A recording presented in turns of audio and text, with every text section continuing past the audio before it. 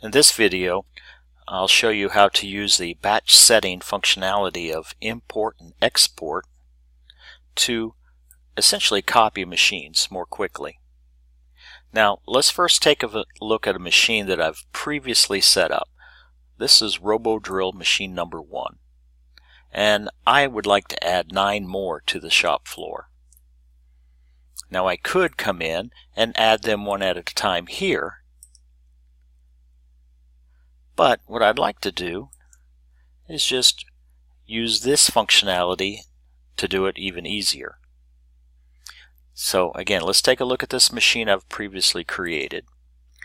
For this machine, I've used all the basic signals with the exception that I've set up to monitor the feed rate override knob, and I've set out what's known as the outlier detection. What this will do is set up some thresholds which I can use in various ways, such as triggering an email. Now, I've set this up so that it is whenever it's 90% or less or 110% or more, that it will set off a trigger. I've also set up to monitor a PMC signal, which in this case is a lamp on the operator's panel.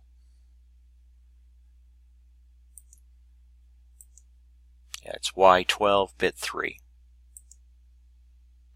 I say OK. And now if we look at the equipment setting, what I've modified here for this RoboDrill machine is under the Simple Assign Status area, I've set priority views, these check boxes. I've marked them, and I've slightly altered the web name. And what that means is when I come to this page and I look at the machine, here's my mode. I pull the admin tool back up. Up to 10 items can be selected to be displayed right here. And I've chosen, I want to know what mode the machine is in, what the executing program is, number of machined parts, and then this PMC 12-bit 3.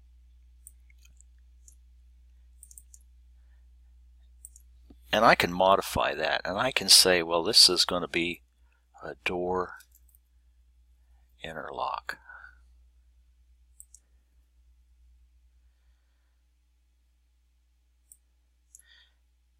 And I've also set it up so that if the feed rate override is not at 100%, let me adjust it,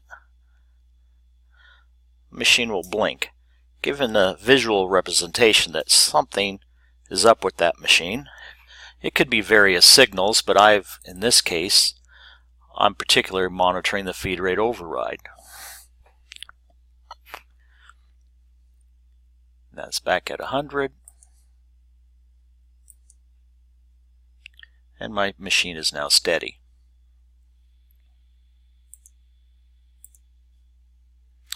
And I did that here under the warning. I've added this in.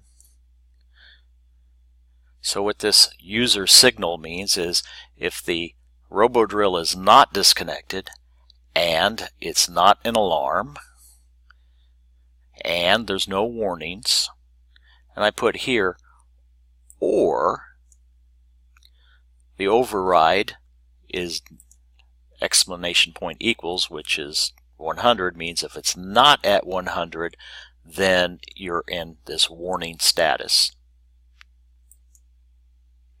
So let me save that.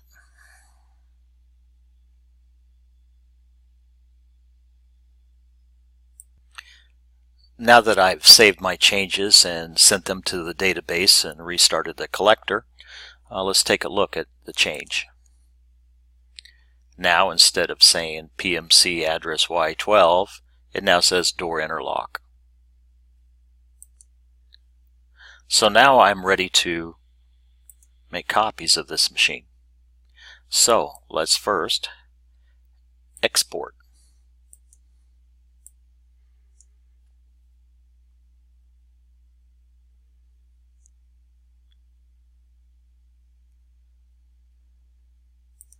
And now we see that we have successfully exported all the settings, no warnings and no errors.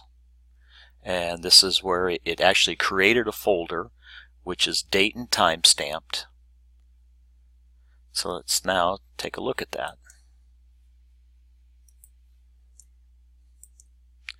So under the admin tool folder, there's an export folder, and here is where we will find the files that we just exported. We have the collector setting input file. Now, this is the most important file. And then it will, as you're reading it back in later in the import function, it will obtain information created in these other subfolders. So, first thing we want to do is open the collective setting. Here's where we will see our current configuration: mill 1, mill 2, lathe 1, and robo drill number 1.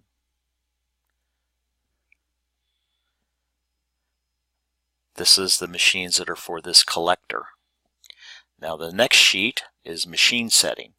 This is where we'll have the actual name of the machines, the web names which will appear on the web URL, the IP addresses for the machines, whether or not the CNC calendar and time is synchronized with the server. The robo drill right now is currently set for every 24 hours. This is the number of paths, number of axes, and number of spindles. The very far right, we have a couple of optional settings. One is you're using the outlier detection, which we are using it for the feed rate override knob, and the signal pattern. And the signal pattern are these signals, your basic signals. And we're pretty well using everything out of the box. And all the machines are exactly the same. We have the equipment setting and group setting. So let's go back to the collector, and let's let the collector know that there's going to be some more machines. So I will just grab the lower right hand corner, drag it over, and we're going to add a total 10 robo drills. On the machine setting page,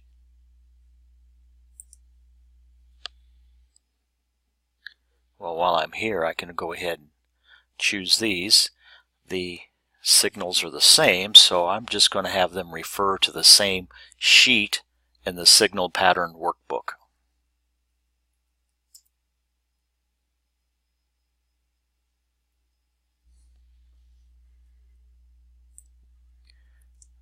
So I'll copy each of my machines, and for sake of argument, let's just say my IP addresses are all sequential order.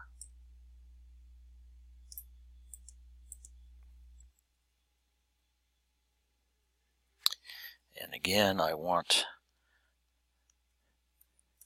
all of this exactly the same. We have synchronize the calendars and clocks, the number of paths, number of axes and spindles are the same. However, if you had different types of equipment, you could certainly put that in here as well. You're not limited to just doing duplicate equipment. If you knew the information in advance, how many paths, axes, and spindles, by all means you could put that here. Equipment setting.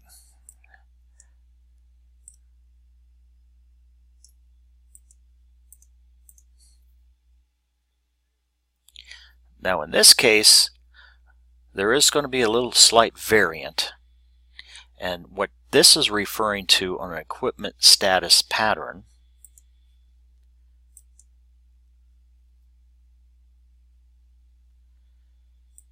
is in this area, the multiple assigned status area. Now we've set up a warning, and you'll notice everything here is referencing RoboDrill number 1. Well, in order for this to function correctly, we will have to have each machine refer to itself.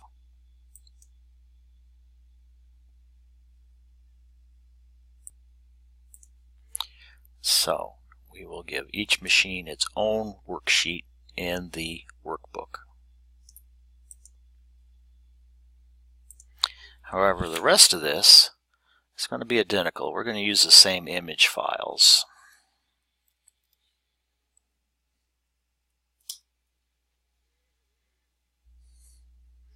These image files are for the status states of the machines, the different colors.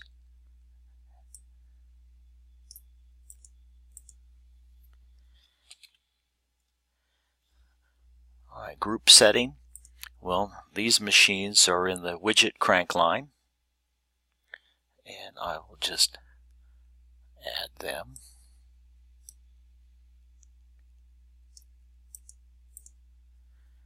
Okay, so now all I need to do is just save and close this file.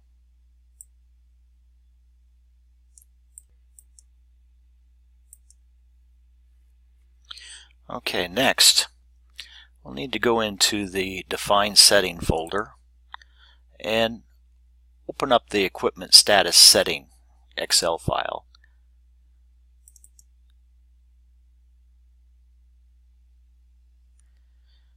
Now for our RoboDrill that currently exists, the pattern setting was 104.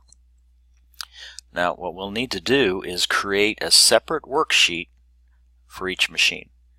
So I'll just create a copy, and let's unprotect this sheet so I can make some changes. And this pattern is going to be 105, and let's rename all references to RoboDrill number 1 to RoboDrill number 2.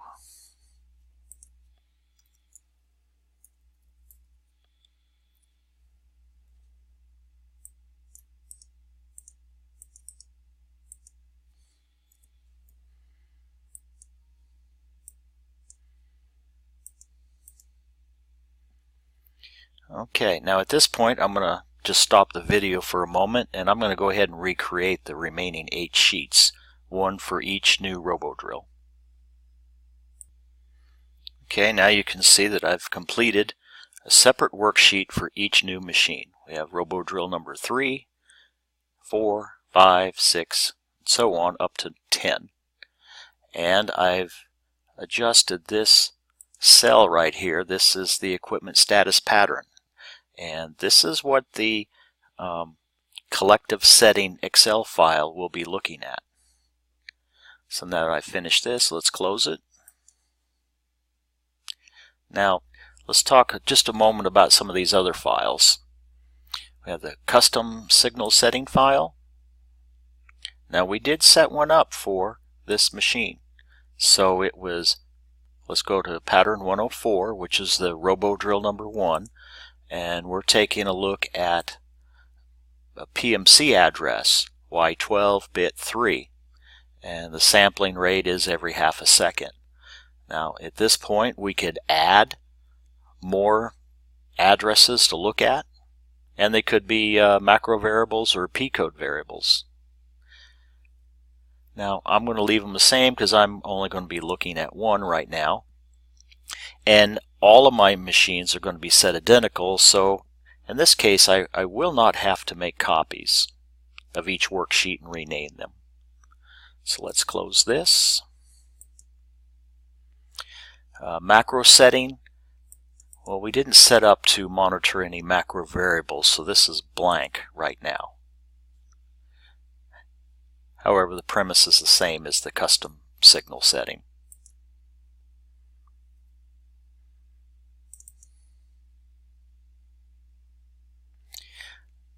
Same with the signal setting. every one of these machines is identical, and in this case our feed rate override, let me find it, here it is set to sample at every 500 milliseconds or every half a second. And if we wanted to change, instead of coming into here and making modifications, we could make those very same modifications on this Excel workbook.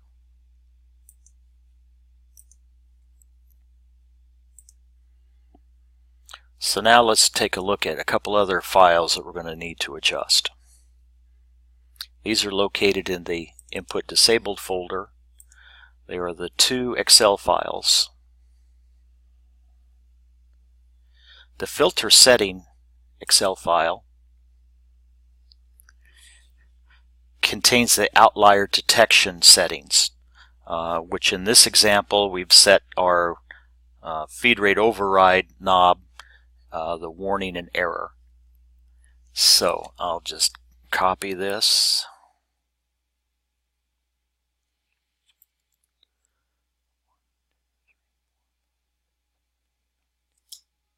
Oop, forgot to unlock the sheet.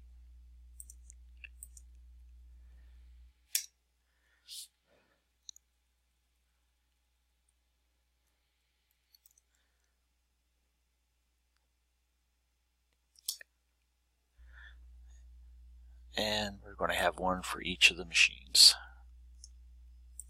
Oh, too many. We'll delete that one. Okay, so this is for our outlier detection, which again is the same as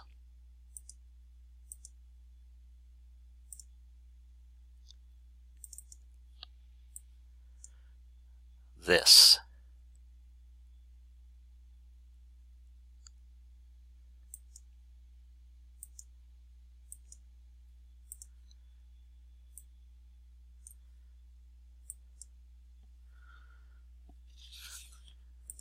The other file is the status signal setting file.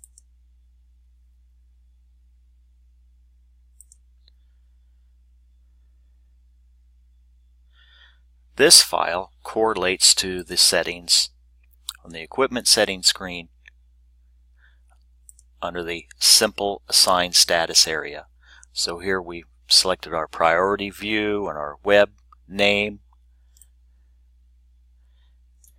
So if I want to keep this same without having to go into each machine and modifying this, I'll just go into this Excel file. So I'll first of all unprotect the sheet, highlight RoboDrill number 1,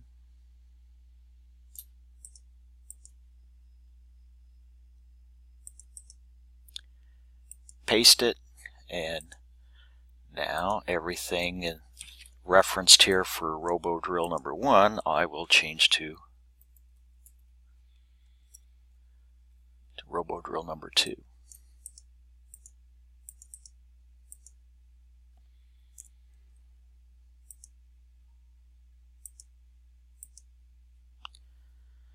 I'll need to do this for each of the remaining 8 machines, so I'll stop the video here and I'll complete the copy paste. Okay, now that you can see I've completed doing the copy paste routine all the way through RoboDrill number 10, I'm going to save this file. I'm going to come over to the import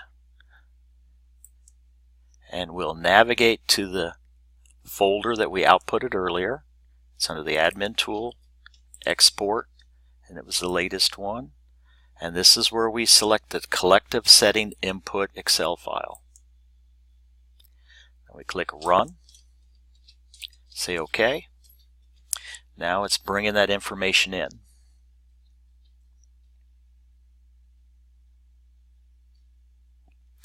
Alright, do we want to re-register the schedule? No, the current schedule will remain. Now, this has to do with our daily reports and sending data to the DB to the integration server. So we say no. Batch setting has completed. 0 warnings, 0 errors. Now that the batch file has been imported, we'll need to go to our layout setting, select the shop floor that we want to modify, which is our crank line, and now we'll add each machine one at a time, placing them on the shop floor where desired.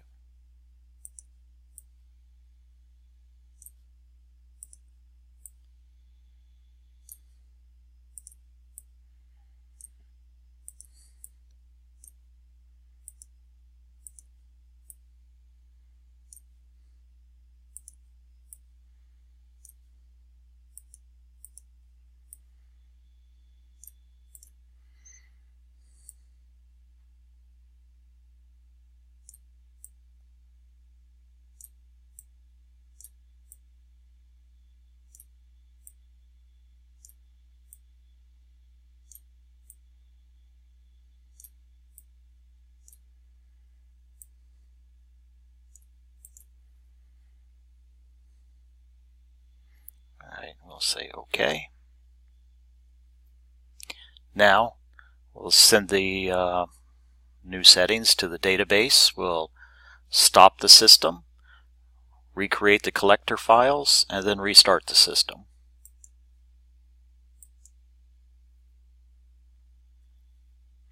This typically takes a couple of moments, so I'm going to again stop the video. Now that that's finished, let's go back into the web, sign back in, and let's take a look at our views. Now we have all 10 RoboDrill machines, and if we drill in, you can see that the display on the equipment monitoring is as desired. However, please note these machines are disconnected right now.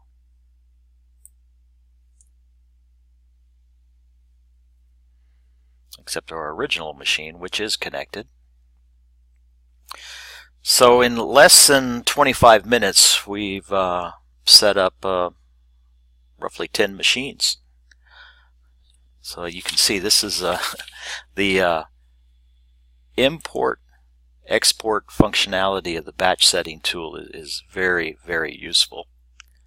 You can also, if you're a software integrator, you could configure these pattern settings for a customer, then simply email it to them, and then they just import, and then their factory floor is up and set as desired. Thank you for your time.